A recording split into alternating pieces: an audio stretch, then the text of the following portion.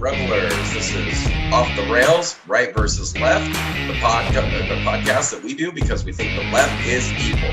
I'm Rob B. And I'm Brad Lee. And I'm Brian G. And we are Off the Rails, Right versus Left. Again, we're doing this show because we think everybody needs to know. I don't think everybody needs the rest of the tagline. You guys know how it goes.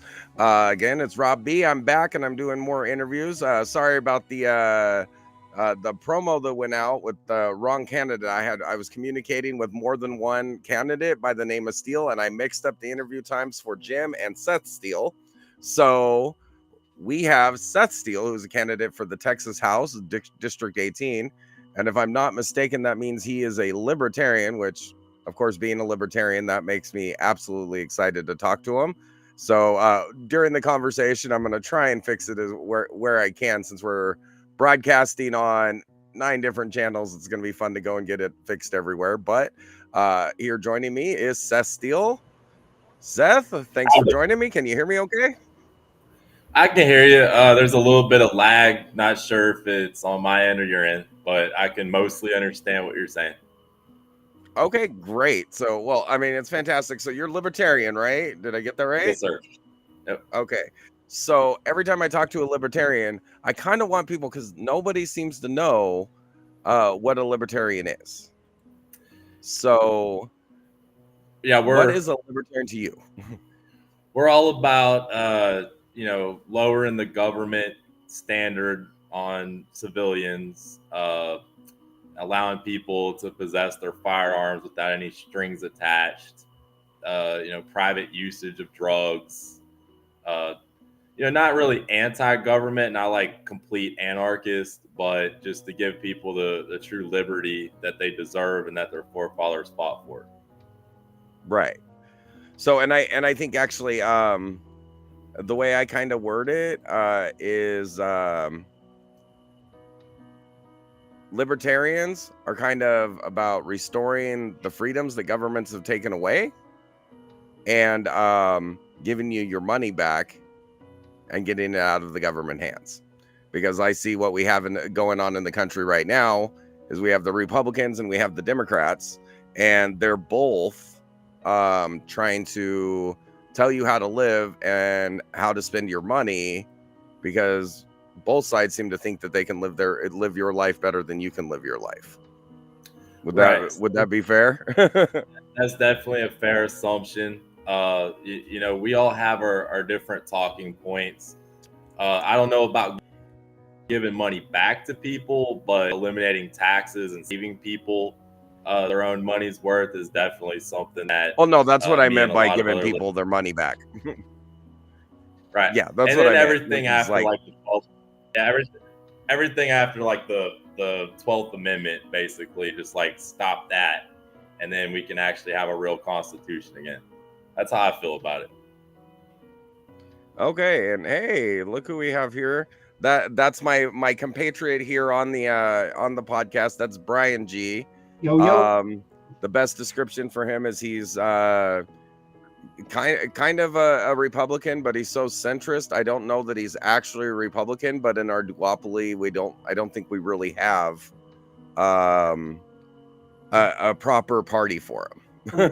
No, I'm just very conservative. Very conservative. Okay. So now going for the Texas House, what's kind of your priorities going in? Because I think a lot of people just say libertarian, they're like, oh, they're wonky Republicans. So yeah, I mean, that's also a fair assumption. I have conservative values myself. One thing being less taxation amongst the people. better serving municipal departments, because Liberty County's been getting hit with flooding left and right, and nobody's really been there to mitigate it. They just kind of been talking about it for years. And then helping people reserve their right to property that they bought and paid taxes on, rather than get ejected from it. And one hot topic in regards to that would be Colony Ridge. That's a huge flare up in regards to the district right now. And the other thing being school choice. I'll reflect now. I'm definitely about giving people school choice. The parents should have the right to be able to choose where their children go to school. I'm not really even sure why that's an argument. The parent knows right. So. Yeah, absolutely. Well, especially considering, I mean, prior to what was it, Johnson instituting the Department of Education, like the federal government had nothing to do with it. The state governments weren't really involved in it. It was mostly the local government, and it just it's kind of like anything that the government does, they try and take it over, and then they think they can run it better. And I mean, arguably in Texas, our education system here is failing. We're ranked like 43rd out of 53 states. I think that's right, 43rd. And then if you figured that if you were to put us on terms of nations, we're like the 9th largest economy, and on a global scale, we'd be like 100th for education. So we definitely have education problems here in Texas. Which is amazing when we think of Texas, that you would have a failing education system. Yeah. So is part of your design to fix that? Is it specifically school choice, or helping further get rid of the stranglehold that the teachers union have over the educational process? As far as public schooling, the teachers are going to know what's best. As much as I don't like, pointing that way as a more Republican valued, I think that, we need to keep those school boards in place because they're the experts when it comes to teaching children. I just think that there's probably a lot more going on at these public schools in regards to things like mental health. We've had, I believe, a couple school shootings happen and a lot of threats go on here recently. This wasn't a common thing in Texas before. And then, just kind of keeping a closer eye on some of these bonds that are going out, and I'll mention, the candidate that's running against me right now. She has, I think it's like 2 bonds that she's taken out with public property that she hasn't paid back 1 cent. So there might be slightly some corruption going on out there too. It's just little minuscule things like that it causes people to pay more attention to the politics rather than the children. So If a parent wants to say, hey, I don't want my child going to this school anymore, they're failing my child, they can just move on out. I think that's the first major step that we can take to giving people their rights and freedoms back. And of course, that start with your children. Right. Well, I think I would make one addendum to what you were saying there, because you said the teachers know best.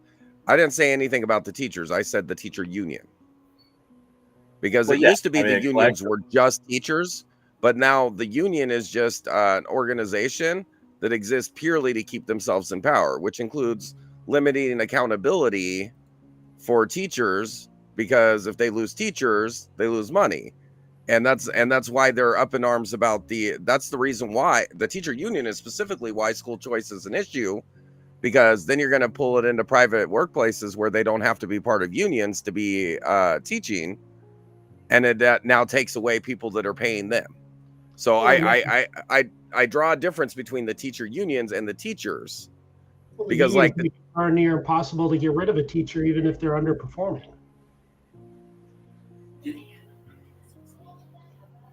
Well, go ahead. They have the right to association, and unfortunately, public schools is like a social service. I don't adhere red or blue. I'm just telling it like it is. It's a public service until we can figure out how to get children more operable in the private schooling or online portal education. Which starts with school choice. Mm-hmm. Give them some competition, some wherewithal. And Yeah. no, I don't agree with all these social services, and I classify schools, public schooling as social services. It's a necessary evil for now. That's the setup. It's like I can't just come in there and then, let's say, run for governor and then just eliminate all the taxes at once. But I'm definitely going to chip away at it over time. But that never happens. Yeah, exactly. No government in this country has actually reversed their spending in like 50 years. Yeah. But lessening it to unconstitutional taxes, like for instance, we have a tax. If you have a vehicle that's so old, you actually have to pay an inspection fee, but you don't have to get your vehicle inspected anymore. And that's current right now. That's taxation without representation. And so we should at least.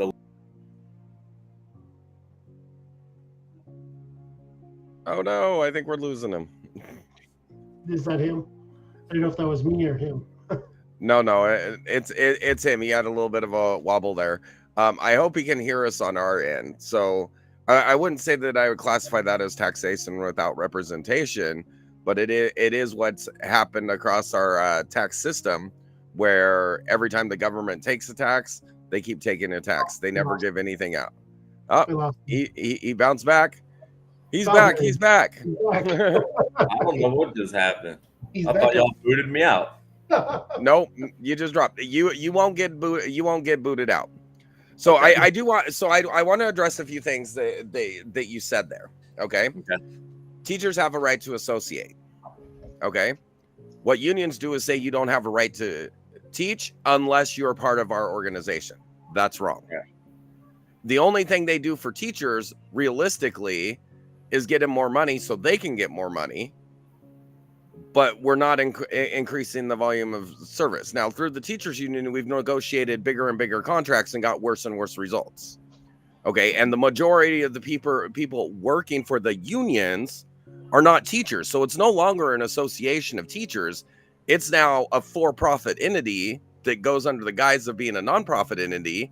They pay themselves millions of dollars while purporting to be representing the interests of the teachers. I don't have a problem with teachers unionizing. I have a problem with unions don't represent the teachers, they don't represent the students, and they don't represent the state. So they're not representing anybody but their own interest. So if you're asking me if I agree with those current administrations, absolutely not. If you're asking me if I would have the willpower to abolish them, I don't believe so. Like I said, I didn't suggest abolishing them, but to a degree, decorporatizing them because there's a very racketeering feel to the idea of you do what we say or we're going to punish you, but the job you're actually working at can't punish you if you're not doing the job.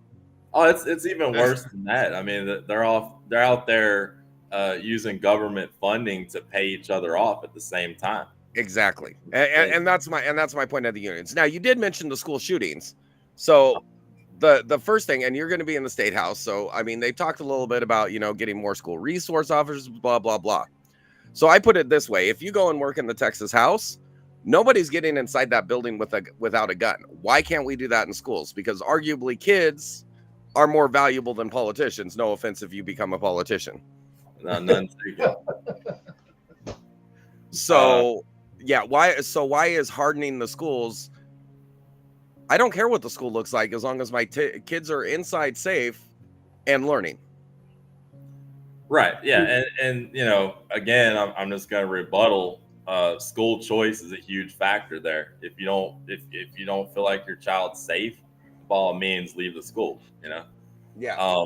I mean, to be real honest with you, I think you know, the whole thing sounds like cattle herding. At the end of the day, they're putting numbers in the form of money on children and trading them off. You know, and trying to keep track of who goes where, which school will get the most funding. I hate all of it. Yeah, I was mean, asking, you got to get the funding. So you got to get the right. funding to support the students that are there, because not every community has options for or has other educational options. The majority of students don't actually respond to virtual education.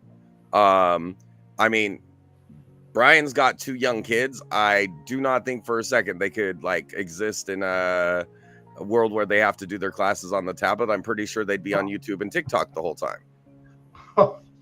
Well, and why they didn't pass that school choice bill there in Texas? I probably would have been down there by now, buying property and living if you guys had, because I would have been able to convince my wife, hey, this we can decide where we're going to put our money for our kids to go to school. I mean, that was a big bill. I hope that comes up again and actually gets passed. So and we're good on that. And then the other aspect for the school choice. Now, have you been involved in the education system at all? No, I'm not. I'll be honest with y'all. I'm not really even a politician. I'm filling in for my wife, who was kicked off the ballot for protesting the filing fee. So there wasn't anybody that wanted to come up against the current opposition. So I stepped in, paid the filing fee, and then got like 2 months to campaign. And you're against Janice Holt. I think we lost him again. Okay, whenever he unfreezes here, we need to ask him. All right, where in Texas are you? You need some Elon Musk Starlink out there. Well, actually, I'm in Cleveland, Texas. It's showing, you know, we're using AT&T, and it's showing that we have good connection. I don't know. Maybe somebody doesn't want me to confer with y'all today or something. I'm not really sure. Could be. And then I just had music start up again randomly. You've never experienced that before, have you, Rob? Well, I mean, I've had a couple bad signals, but it was usually because the person had bad signal or the person was moving, and so it was picking up and dropping. So, but no, so what's very interesting about these interviews, I'm getting views on every platform except for YouTube as far as the live streams. And then when I repost them with a little bit different formatting, I get views. So yeah, I know all about like I make the joke, if I ever mention that really big country with a really high population that starts with a C, the whole system completely crashes. It's the weirdest thing. Every single time that I mention that country during a podcast, my podcast crashes. And you know what? I haven't had it happen since I stopped saying the name of that country. And I'm sure you know the country I'm talking about. So what was I able to get that thought out before I froze up? I don't think so. So go ahead and rehash it. So my wife got kicked off the ballot. They gave the Secretary of State the full authority, and basically that's in the works of being a patsy. Now my battery's running low. Gave you know, her the ability to eject people from their ballot without using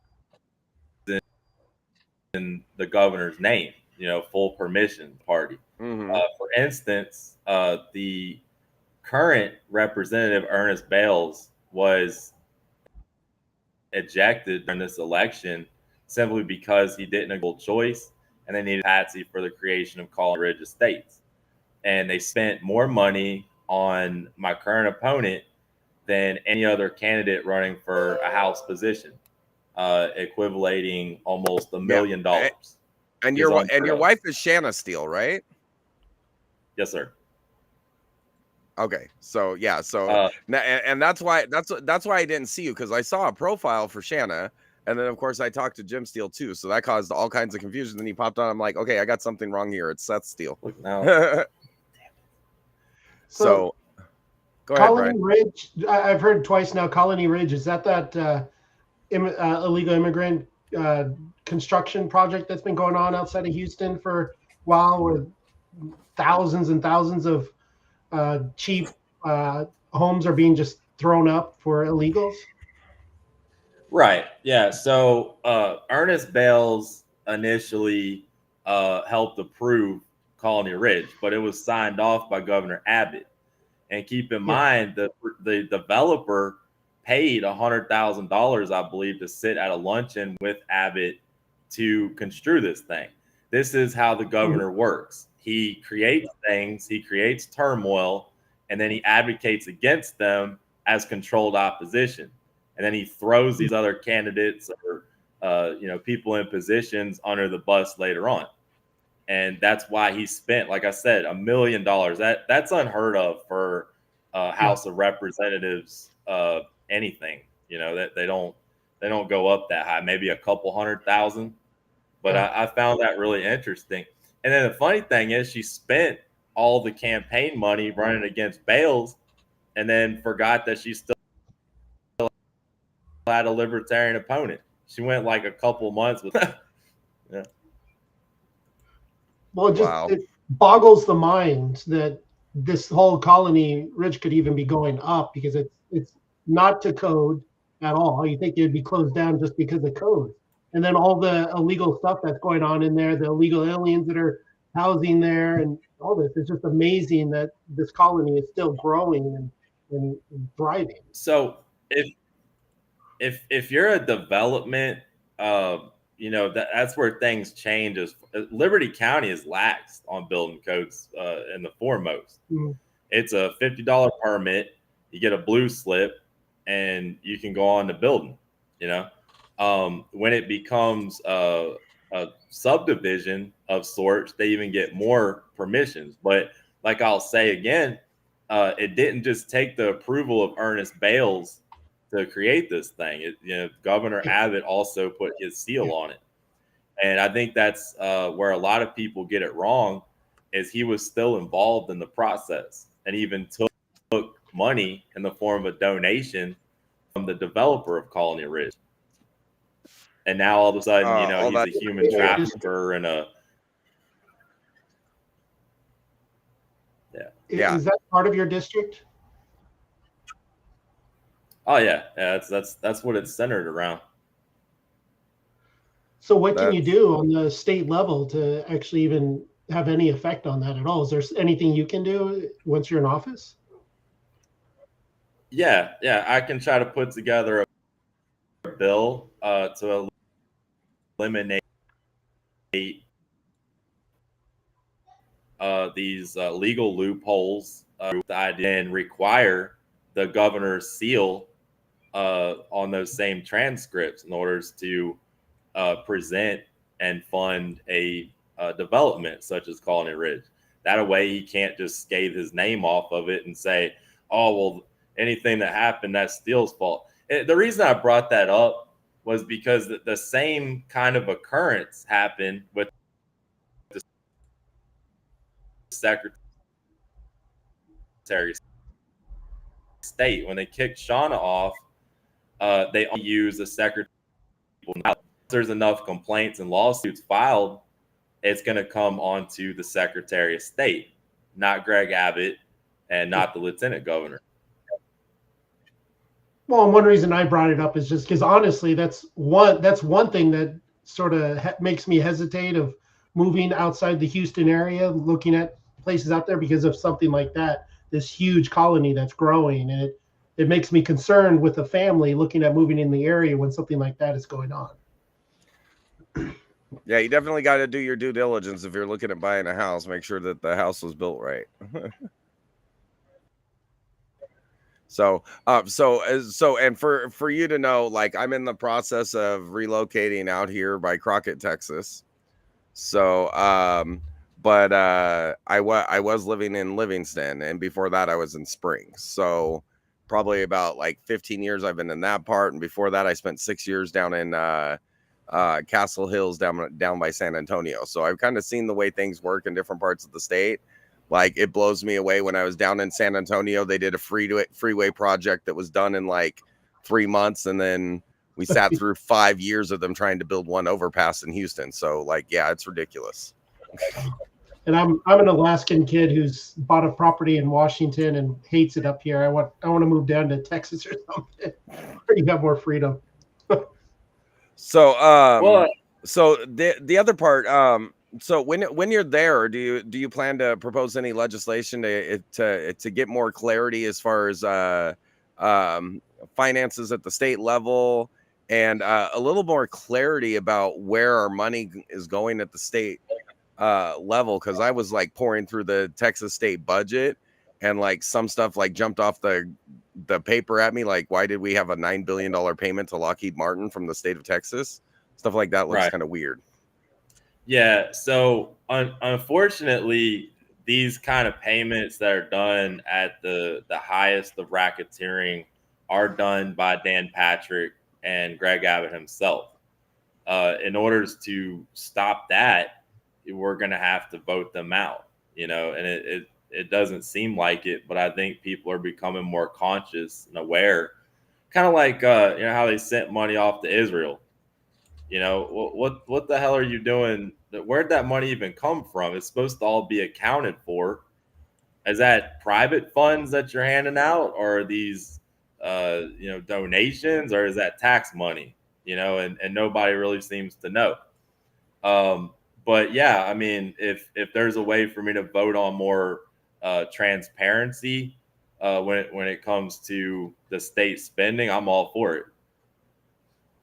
Okay, yeah, because the Texas legislature has impeachment power, so I think really like the first place to start would be proposing legislation that codifies some of these problems and specifically makes the consequence impeachment to get rid of some of this dirty pool.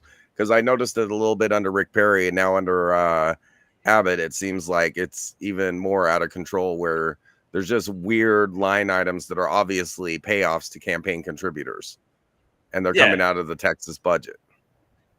That's been going on for some years now. I mean, they use these PACs to go back and fund Fortune 500 companies, and then turn and relocate. No, they're not using PACs. The state of Texas is sending billions of dollars to these companies.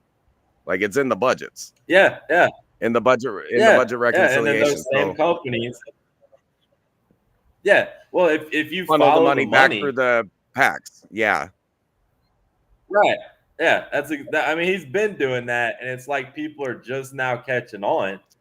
We've been aware of it. Shauna ran for lieutenant governor last time, and we were checking out the money funnel, and it's like, oh, well, we've had more Fortune 500 companies moving to Texas than any other state. I wonder why. Because they're getting huge they get huge tax incentives. They funnel money into the PACs that support the politicians. Then the politicians go and give them money, and they put part of that money back into the PACs. So it just becomes an ever-increasing funnel of funds right back into the pockets of the politicians. The super PACs are able to hire the governor's friends, and then the governor's friends, for example, allegedly gives him kickbacks on the side that's not actual income that he's reporting. So yeah, he looks clean, but it's all dirty. So yeah, that's why I asked if you get in there, if you're going to propose legislation that requires 100% clarity for any PAC and for any payment coming from the government in Texas. So the truth be known, if you do your digging, you will see these donations and how they reflect.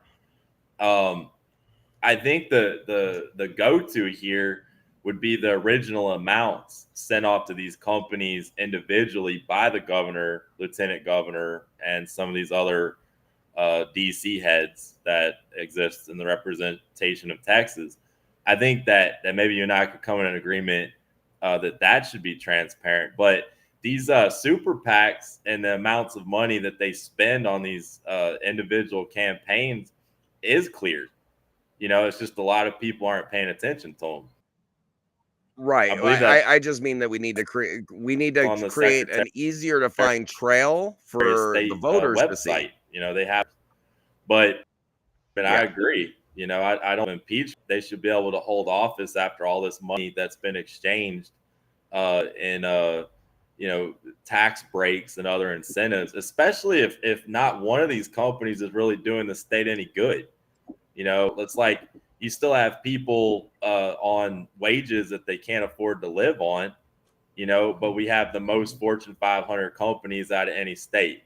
And he just goes around boasting and bragging about this stuff like it's a godsend, and it's really not. It hasn't changed a thing, except for the fact that these companies, in turn, when they come here, they're able to buy up private property as well.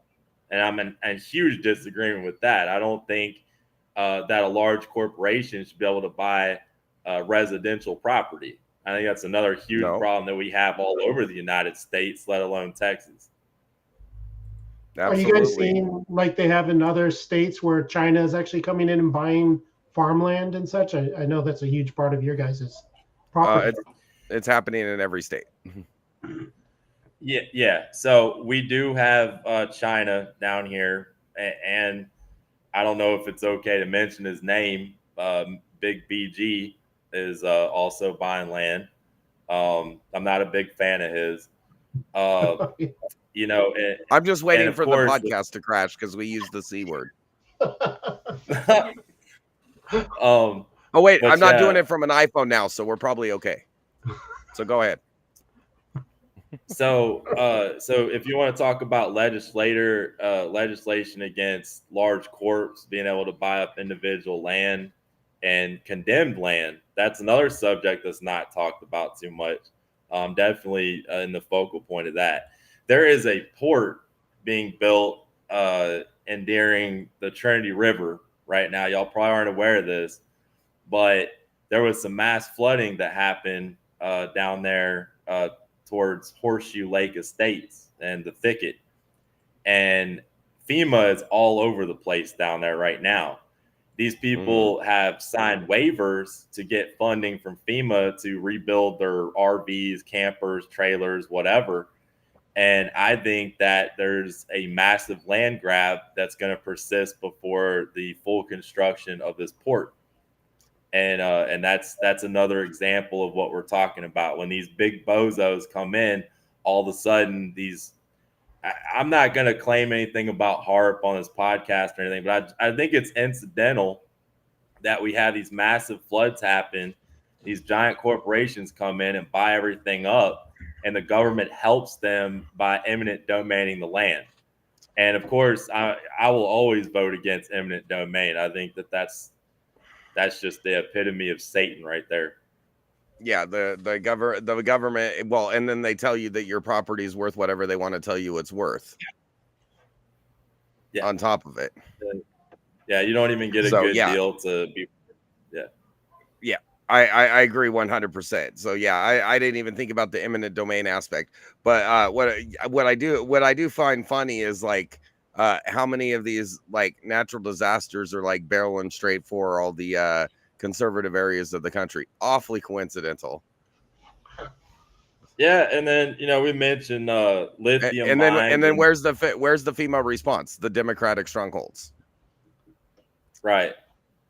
Yeah, and it's when people put those two together, they start finding out that neither side is your friend. Y'all need to cross over to libertarianism. We stand with the people. So if my buddy Brad, who does the show with us, was on, then of course he'd like go off on a rant about libertarians and interfering with the elections. And what I can't get him to understand is we were never intended to be a two-party country. Right. We didn't resolve down to a two-party country until the 1900s, and everything has arguably gotten worse in our country since we went to a two-party system. And then when Ross Perot almost knocked over the apple cart, the two parties like got so like restrictive where they would like cut their own party's throat if it meant making sure that an independent didn't get in, or a libertarian or a green party or a socialist party. Like, not that I'm advocating for those guys, But like, if those guys can get the votes, they have a right to be in office, and they shouldn't have the Democrat and Republican parties cutting their throat to keep them off the ballot. Right. And like I said, with the Secretary of State, that's exactly what's going on now. There's a federal law that exists to protect people who are indigent campaigners, and the state does not uphold that. They're just kicking people off the ballot left and right, when before you could protest that filing fee if you're an indigent campaign. They know most of the runner-ups are going to be Democrat and Libertarian that are going to come up short in their campaign financing, and they're more than likely to, or I guess the Secretary of State now themselves is more likely to kick you off. It's candidate and voter suppression, and it is still going on way past 1908. So, and if you're, and just so people know, if you're not a Republican or a Democrat, how much is the filing fee? So for me, $750. If you're running up, I believe for lieutenant governor, it's somewhere around 5,000. Yeah, and I think it's the same thing for all the national offices. So yeah, it's insane. And as I've been talking, so I'm planning on launching a campaign. The first thing I'm going to do is go and I'm going to try and as far as fiscal conservatism and the ideas of freedom, the Republican Party is far more in line with my libertarian ideals. And I'm going to first primary Pete Sessions and try and get him off the ballot before the general election. Because I don't think it's hard to make a case. He's been in office for 27 years and can't brag about anything he's done for Texas. So, I mean, he has voted to increase our taxes a whole bunch. He's voted to increase spending a whole bunch. So even if we weren't directly being taxed, we're eventually going to have to pay for it. And, but he has gotten some real nice plaques put in on some post office buildings that aren't supposed to be part of the federal government anymore. So, so I'm going to have fun with that. If I lose, I'm going to come back and get him as a libertarian. But yeah, we're already planning that I'm going to have to do a bunch of fundraising in order to get through there, because if I can't take him down in the primary, I'm going to have some huge filing fees and a lot of legwork to do in order to take him on. So I admire what you're giving, especially for a seat that you're not going to make anything. You're probably going to lose money by going and serving in the state house, right? I don't see myself making a lot of money. Maybe my gas money will get covered during special sessions. Yeah, but the wage for a state house is what, like $7,000 a year or something like that? No, that'd be the lieutenant governor. Is around like 6,500. That's another thing I want to mention. I'm going to get back to the answer, but how in the hell are all these politicians we have in office multi-million-dollar executive expert stock traders, and they don't make nothing but $7,000 a year in their position? That doesn't make any sense to me. And we want to talk about government corruption, and yet it's staring at you right in your face. There's no way a lieutenant governor that owns a hot dog stand off near Houston or something, right? And this dude's worth like $15 million. And he makes $6,400 a year as a lieutenant governor. That's insane to me. Well, I know. So Texas state lawmakers, the base salary is now $7,200. Plus, they get 50 cents a mile for travel outlays and a per diem of $221 per day during sessions. Yeah. So basically, and that about covers the hotel in Austin if you paid attention to what hotel rates are in Austin these days.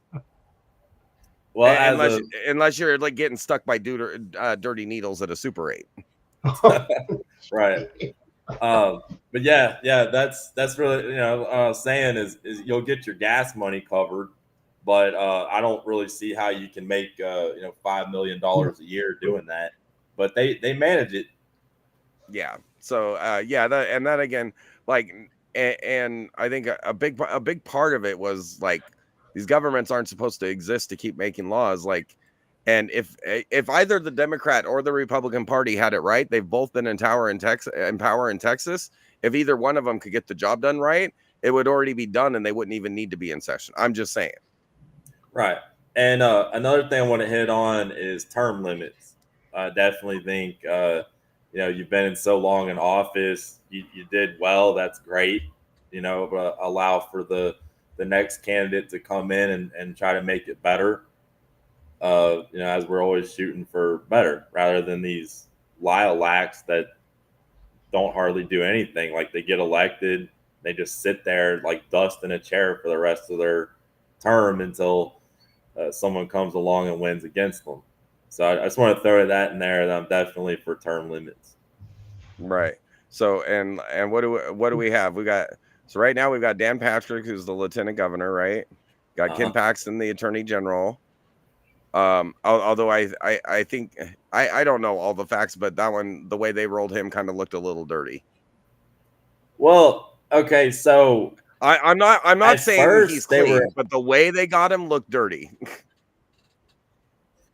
To me, it looked like they held him up so that he could become their patsy. That's what I keep talking about. You know, it's like the governor will get some dirt on you and then force you at his will, and you will get no mercy unless you agree with all of his policies. And Ken Paxton is a great example of that. You might a lot of people might not realize who Ernest Bales is. That's just a district house representative, but we all know who Ken Paxton is and the controversy that surrounded him. And it's like now he's a total yes man for anything that Abbott wants him to do. And prior to that, it wasn't like that, right? It's just we have an extremely corrupt government here in this state. It needs to stop. Oh, I mean, I think they're corrupt government at the state level, and that's why I'm like interested in talking to some of the state level candidates, because what we need to do at the state level is also what I'm advocating. Like I advocate for the federal government, and I think it would be great at the state level too. If you're a member of the legislature that votes to pass a spending bill that spends more money than you took in tax revenue the previous year, you're no longer eligible for re-election. That'd be something. Okay. If you're caught voting on something that you have a financial interest in, you're no longer eligible for re-election. I thought they had laws like that. They have anti-bribery laws. Nobody follows them. Yeah, they do. But if you can make an articulatable accusation and actually put it before a judge and allowed, so any member of any of the people that these people represent can make the accusation, and a judge has to see the evidence and make the declaration. I think we'd either get a lot of people out of office or a lot of people clean their noses real quick. We don't have a good system of checks and balance here in Texas. I mean, the same guy that would come after you, like Ken Paxton, he's part of the Republican Party. He accepts those same kind of bribes. You have the lieutenant governor who's supposed to drive, and uphold the law in that regard. Same thing, and then and he oversees the Senate, so he's over there doing the bully pulpit on the Senate. Right. So yeah, we definitely need to have some checks and balance over here, and that's another good reason not to vote red or blue, because they're all in it with each other. Having some outsiders come into the frame would have them adjusting themselves pretty quickly, I believe. Yep. And then I would throw in there, if you're in the Texas state legislature, you have the power of the purse. The minute any of these Republican executive branch employees trying to inhibit the process of the legislature, defund everything that they want. Yeah, that'd keep them honest, for sure. Yeah. Well, I mean, that's what you got to do. You got to force them back to getting honest. So anyways, so we've been, oh no, it's actually, this wasn't as long. I thought it was going a lot longer, and then I look over, I'm like, oh, it's only 7:40. So beyond cleaning up the corruption, like helping with the school choice, are there any other big priorities you have when you get to the state house?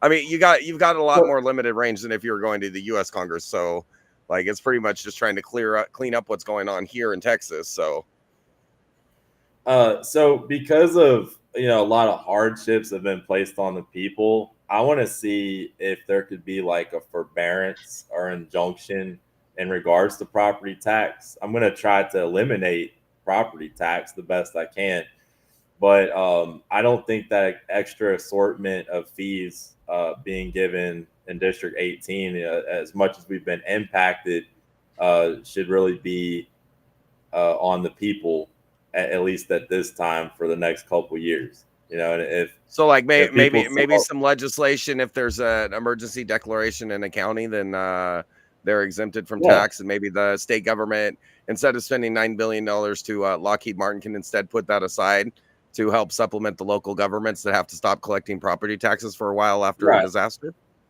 Definitely. Yeah. Rather than this be like a social type service, at least injunctifying property tax would definitely help relieve people a little bit. I'm not big on giving people handouts, but pretty much the way you said it, that would hit the nail on the head. I think that'd be good for the. Well, and it's like the same thing. Well, in Texas, we have a little bit of a problem here. All this stuff of like people relying on FEMA. I'm kind of like you as a person with a brain. Know that you were building your property in a hurricane zone, and for you to expect the government, federal or state, to come in and fix it for you, that's kind of on you. So, and again, that's a handout thing. Now, for the government to come in and try and squeeze people out, especially using like zoning and building requirements and stuff to try and squeeze people out, that's disgusting and shouldn't be allowed. But at the same time, yeah, I don't want to turn to the government as supplementing people's bad decision making. If you built your house next to a lake in a place where there's hurricanes, your house is going to flood and you're an idiot. I mean, yeah, that was putting it bluntly, but the truth hurts. Yeah, I see the same thing. Now, I mean, you got a different situation in Western North Carolina where it never floods. They never get hit by a hurricane that high, and they did. Those people didn't make that bad decision. That a storm like that hits maybe once every 500 years. They're an exception, but I don't feel bad for people in California that build their houses on a dirt cliff and are shocked when there's a landslide when it rains. And I'm not feeling bad for people in Galveston Island, which has been destroyed 3 times by hurricanes, if their house gets destroyed by a hurricane. And I don't feel bad for people in Miami who build $1 million mansion and then their $1 million mansion gets destroyed by a hurricane. You knew you were building in a hurricane zone. To their defense, I mean, not that I could do a lot of defense for it, but there were areas that are isolated outside of the Trinity River and lake areas, such as Colony Ridge, that did flood, and those people did mention. And as far as the Trinity River Authority noted that these broke all-time highs for the last 35 years. Those waters rose higher than they have ever rose before. But about every 15 years, we get a city destroyed by hurricanes. So if a hurricane destroys your house in Texas, you knew it was going to happen. Right. Or if you're in East Texas and you get destroyed by a tornado, you knew it was going to happen eventually. Right. So rather than give them handouts, I agree that at least some tax break incentives, since we're supposedly going to eliminate property tax. These Republicans have been saying that for 25 years. Until the meantime, at least help some people out that are having a hard time. They are our Texans, and we should be representative of them. Yeah, absolutely. I have a problem with property taxes because you're getting taxed again and again on something you already bought in a place where you don't own it. Yeah. Yeah. So that to me is a great way to ensure a reduction of wealth. You should be taxed on your purchase price, and if it goes up in value, you shouldn't be taxed higher because it goes up in value. You should have the same property tax in perpetuity. So that's another problem that we have in this state is, when there is a flood, the county can come back and reassess how much everything is worth based how they fixed, quote, the problem. And then all of a sudden, your property amount that it's worth will go up. Therefore, you're taxed at a greater rate. And a perfect example of that is one of the counties in my district, Montgomery County. They're all the time seeing property tax rates just like Houston is now, since they passed those laws. So that's something that I would definitely aim to debilitate, is them being able to reassert themselves with the value of your home. Yeah, the county Yeah, appraiser. I don't think any house should be assessed except when it's sold. Yeah, exactly. And they're going around saying, "Oh, well, we moved some dirt in this public park that got flooded, so therefore all the houses around this public park are worth more money now." So they bring in the county tax appraiser, and automatically your taxes went up for that next year, usually Yeah, and what unbeknownst to the people that live there. Yeah, and So I love the fact that the people who are assessing how much you need to pay are the people receiving the benefits of the assessment. yeah, and then how they do that is they use these mud districts, these mud tax. Those are actually Yeah, private companies that are wannabe developers that come in, and they're able to allocate themselves over every land mass that they come into contact with. That's how Colony Ridge started, was with the yeah. mud district. And for people that don't know, a mud district is a municipal utility district, but rarely are they actually utility companies. Right. Yeah, exactly. Like that's the part that people miss, is it usually the same guy or someone related to them is the developer. That's the person who has the ultimate scheme to get control and over an area to make a subdivision or wherever they're trying to do. Yeah.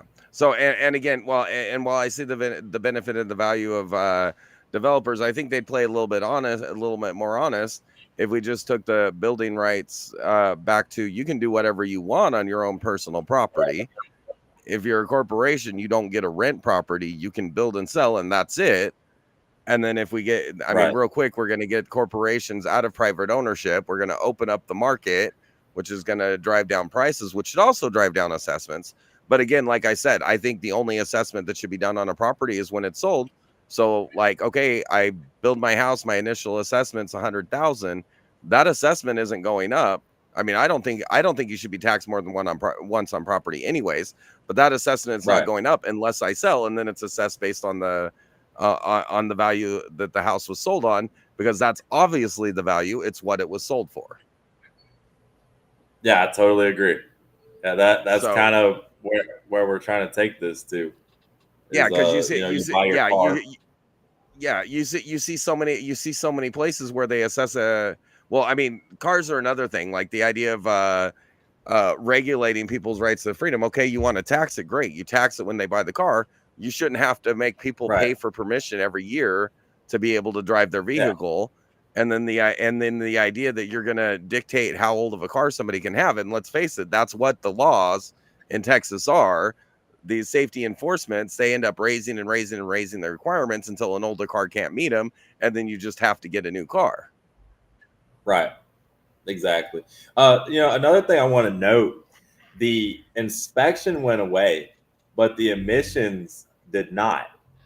A state trooper could still pull you over and you fail emissions and you get your car towed. So, and what you're saying is that they try to debilitate, cars, is definitely still true, even though they try to paint this picture that they eliminated the inspection. They still have a fee for that as well. And again, that's taxation without any representation. They're just charging for something. Well, there is not even doing it. representation Yeah, because it's a it's the small people. fee. It is the people. No, but it is the people in the state houses that are passing these laws, which is why we need people like you that want to say, "Get your hands out of my pocket," get into the state houses and reversing the trend and maybe undoing some of it. And I totally will, but I will get back to the representation. When they're declaring that you owe them a fee for a service, it has to be for an actual service. What they're having you do is they're paying for something that's non-existent. So to me, in my own definitions of what representation is, not to be argumentative or anything, but Mm-hmm. when you go get your driver's license, you pay a fee, right? And that's for them to go and print all your info, do a background, Yeah, it's whatever. to cover the cost. Right. They're just ghost billing you for something and telling you to like it. And like, oh, but we also you don't have to go get your car inspected anymore. So that means you can drive your old beater just the way it is. That's not true either. If that means you're either Right. getting a ticket or you're going to, and it's just like in Abbott passed constitutional carry, which y'all don't realize, or you might, but what most people don't realize is the police still have the authority to come and disarm you and arrest you for carrying a firearm. A lot of people didn't look into constitutional carry. I can carry wherever I want. Try it, especially near the Capitol, and see what happens to you. There's videos on YouTube about it, and that's something. Well, I mean, I because we are live streaming, I can't show you my idea of constitutional carry, but I will say that there's still zones that they've declared that you can't legally carry, but I do like that they did away with the requirement for concealed carry anywhere you're allowed to legally carry, but there are still places you're not allowed to carry, so you have to be aware of where you're carrying. Well, there's that, but there's also a probable cause for detainment while carrying. And I think a lot of people, like I said, they're not aware of that. So I'll just give you an example. If the police want to disarm you and place you under arrest to do a background check on you for carrying a firearm in public, means open carry, they can, regardless of where you're at. So I understand 30-06, 30-07. I'm a security consultant by trade. That's something that I do. Mm-hmm. But at the same time, they actually have this reasonable articulation to be able to detain you, which now in the state of Texas, it's only arrest, but it's really a detainment. So they're going to stop you. They're going to take your firearm. They're going to run it, and then they're going to run you just because you were open carrying in public. Yeah, and my encounters on that have been to the opposite. I've encountered many police while open carrying and never had an issue. I've been pulled over while I had my truck gun in the glove box, never had an issue. But I understand it depends on who you run into. But I would say, but again, that's something that the Texas state legislature, we're talking about how they're enforcing laws. The Texas state legislature is who's required to fix the laws. And that even goes with the taxation without representation. The representation was the Texas legislature made it so the state can go and levy these fines, fees, and everything else every year. The Texas state legislature needs to take that power away. So, all right. So when the police, and mainly the DA, that's who you're talking about, is going to ultimately accept the idea of you being detained, arrested, or transported to a jail, would you rather they have the ability to take you to jail until they can further identify you just because you're practicing your constitutional right to carry? Keep in mind, we're talking about the word constitutional. There shouldn't be any. Yeah, no, absolutely. Right, but the legislature has the legislature needs to pass the law that if you detain somebody for exercising a constitutional right and you had no articular suspicion they were committing a crime, you as a police officer will be removed from the force and thrown in jail for violating their constitutional rights. But that's where the legislature has to write the law, and then you get to fight the battle about how it's enforced. But if the law is the way it is, you can't argue about how they're enforcing it because they're enforcing the laws that the representatives of the people passed. But of course, they didn't tell their constituents, by the way, I'm making it okay for the police to arrest you for doing nothing wrong. But it's what they did. So if the day ever comes, Armageddon, World War III, martial law, just know that there are stipulations that occurred with the passing of constitutional carry. Your buddy Harry Blue Cop, he might be a great guy now, but let's see what happens if they flip the script. Trump gets elected, declares martial law because of incoming. I'm not being a Nostradamus here. I'm just giving you an example. I think it's more likely the other side because the others. Yeah, I just think that even the proposal that it would be Trump, considering he was already president and didn't do it, whereas you got Harris, who is actively trying to censor free speech, get illegal aliens voting, legally prosecuting their opposition politically, their political opposition. Like 10 different members of the political opposing party have been thrown in jail they burned down half the country for a full entire year in 2020, and the people that participated in January 6th, half of them haven't even been tried, and they've been held in jail without a trial. So yeah, Okay, I accept so- I accept your scenario, but the martial law is more likely to be enacted by the people who want to tell you what to eat, what to drive, and what weapons you can have. Well, your Republicans tell you what kind of weapons you should have as well. You know, if we look at President Trump and all his glory, that's where vaccines originated from. He boasted and still does that he got more record number of people vaxxed and boosted than any other president, which he was talking about Biden. This was early on when COVID was They didn't have boosters while Trump was in office. They just barely started rolling them out as he left office. Yeah. So he did push Operation Warp Speed. Okay, and then a bunch of bureaucrats in the NIH approved the vaccine that make money if that vaccine actually goes into service.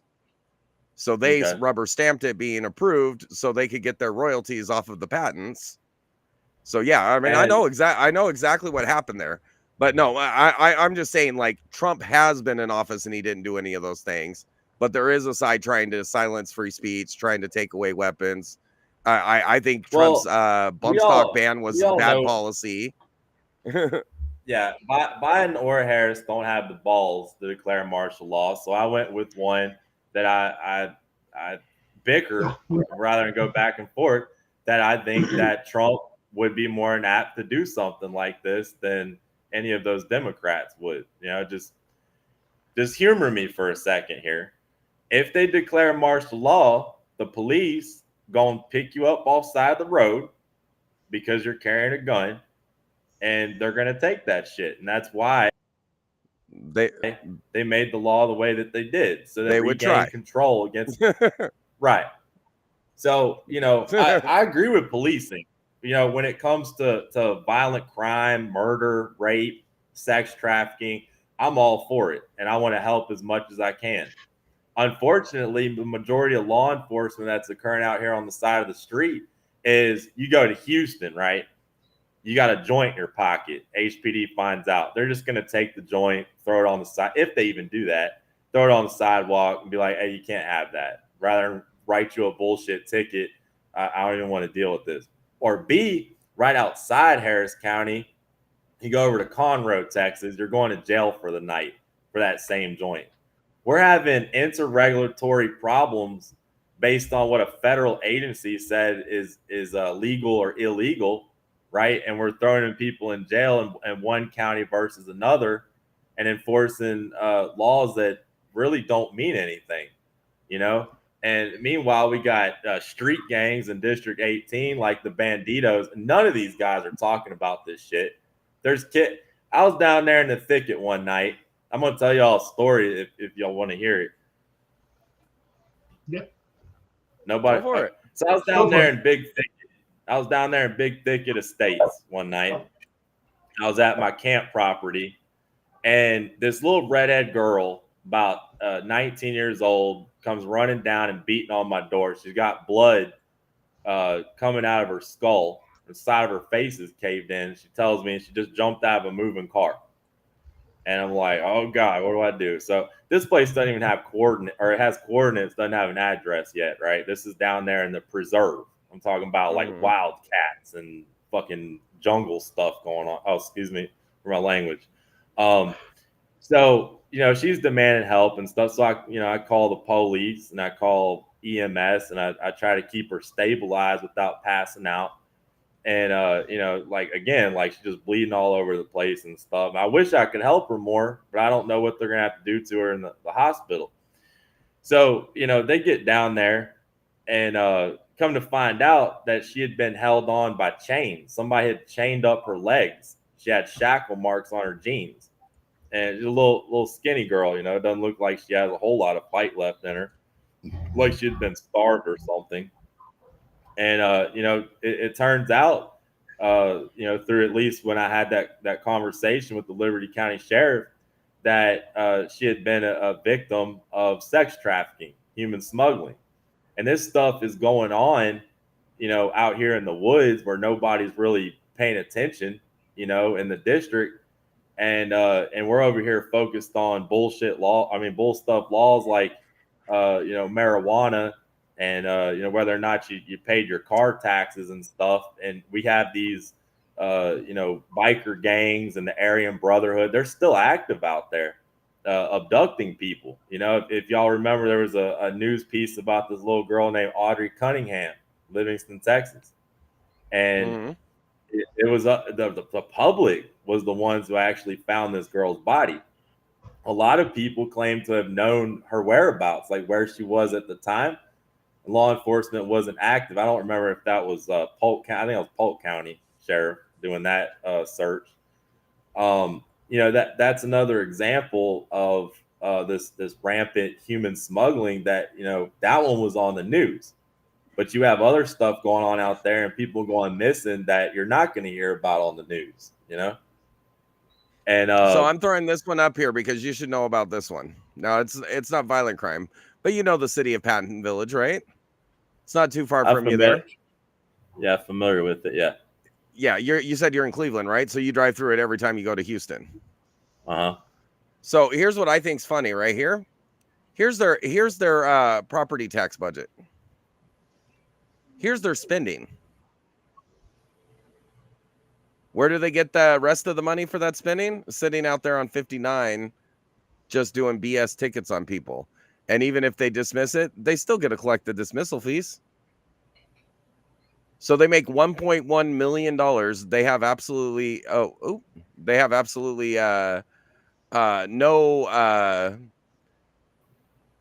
nothing to do with the freeway whatsoever, other than people get off the freeway if they want to go to their town. I can't imagine why you'd want to, but yeah, that's what they do. They sit there and here we'll put the guy running for office in the big spot here. Anyway, so that's another thing. Like they're sitting there pulling people over for like a crime that has no victim, citing them, and 2/3 of their budget comes from giving tickets to people that weren't doing anything to people in their city. Well, so let's not forget asset forfeiture.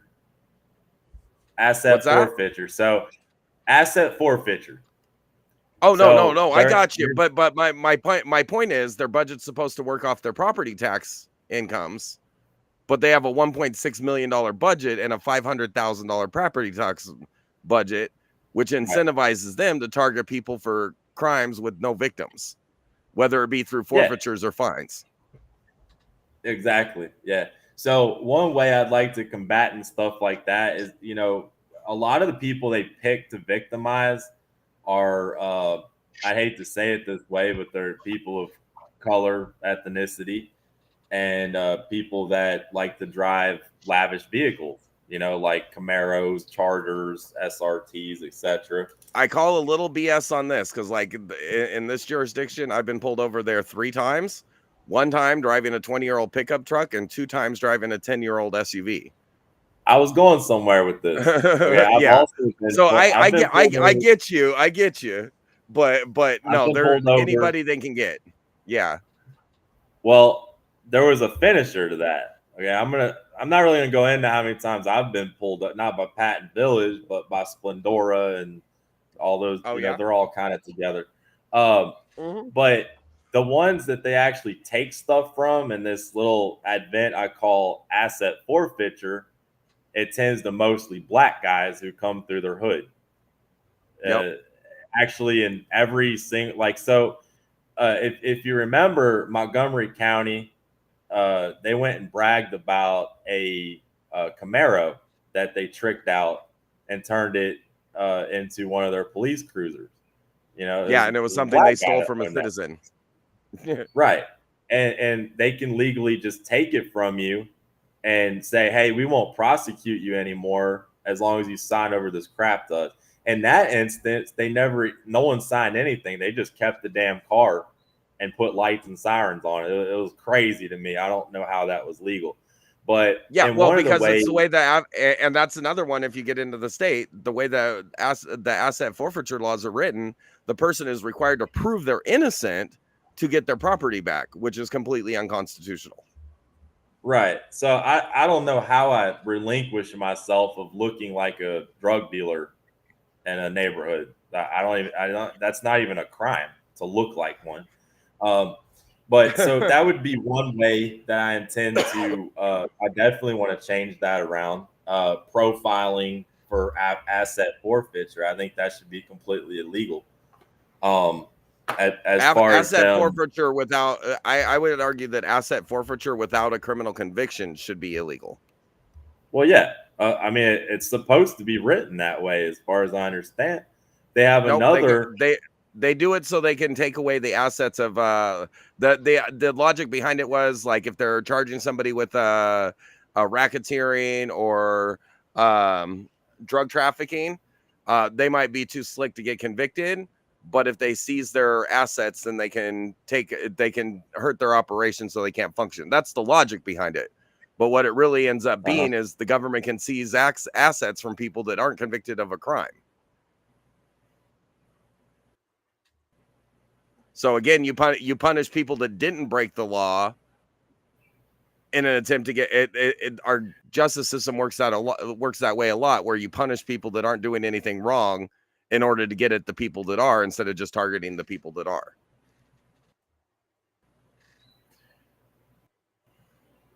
Predictions. Yeah, he's kind of coming and going.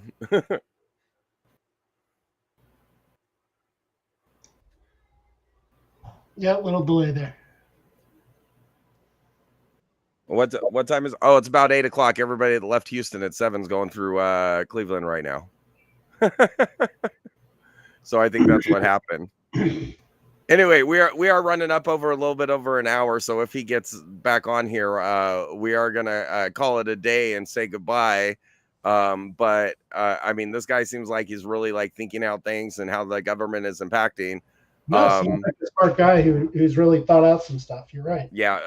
The one thing that I would really like to stress to him, if he gets into the House, his job is to promote either amendments to the existing laws or promote new legislation to fix the problem. Once you're in the House, like legislation, that's how you do it. And if they won't give you what you want, you can just shut off the funding until they do. Yeah. So that's going to be the key, and it's going to be a hard battle going in as a libertarian. So I guess we lost him, but I do want to say, thank you, Seth, for joining us.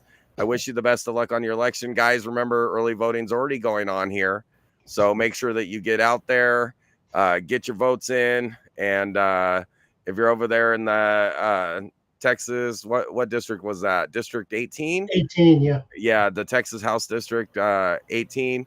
Go ahead and get your vote in. I think that guy sounds like he's like really working it. And it sounds like he's up against like a corrupt politician over there. So make sure you hit it. And we're gonna call it a night, but we do have more interviews coming up tomorrow, all the way through the election. And then I like the way these interviews are going. So I think going forward, we're gonna keep doing the interview format. And thank you guys for watching.